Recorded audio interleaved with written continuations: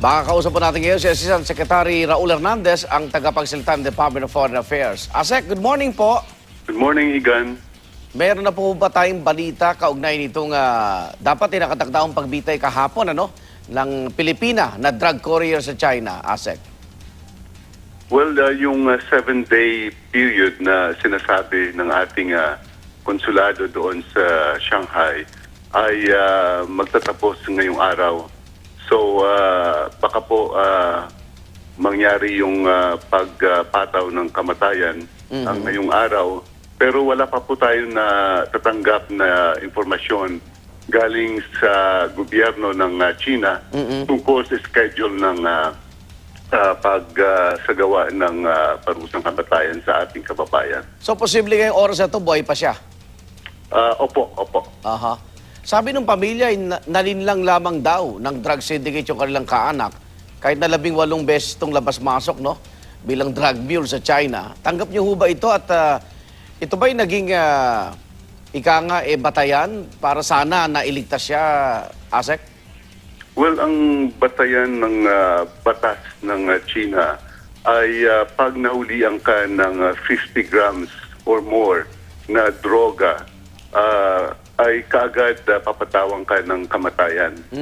So, itong pagdadala ng ating kababayan ng 6.198 kilos of heroin ay parang sobrang-sobra doon sa kanilang minimum na requirement, Opo. or maximum na requirement for death penalty.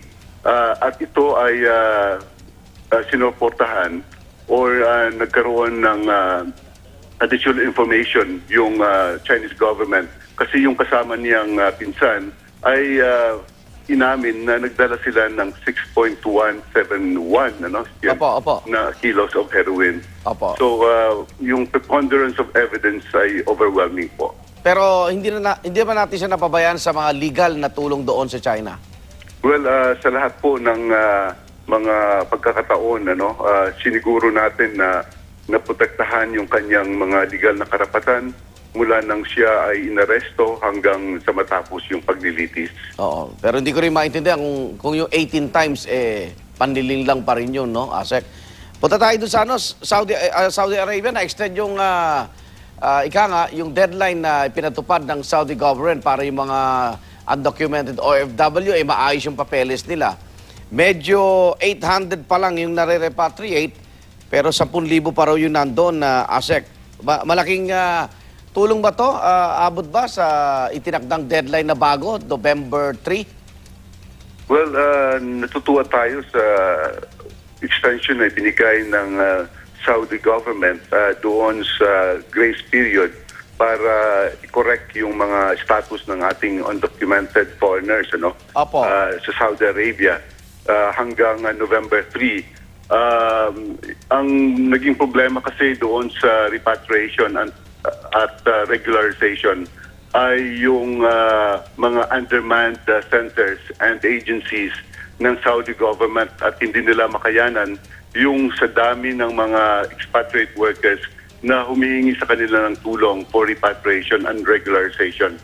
So with this extension, baka po mapabilis yung ma-facilitate yung repatriation at regularization ng mga workers doon at yung ating mga kababayan ay makauwi na dito sa Pilipinas. Kamusta ulagay nila sa mga shelter, Asek? Sa ngayon, ang latest report, mayroon tayo mga 226 doon sa Jeddah na mga wards at ito ay karamihan mga kababaihan at mga bata.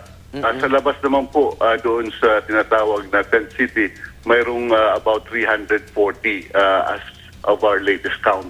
Opo. So, ini-encourage pa rin natin yung ating mga kababayan na pumunta sa ating mga shelters, para sila ay ligtas doon at maayos yung kanilang kalusugan. Maraming salamat po. Good morning.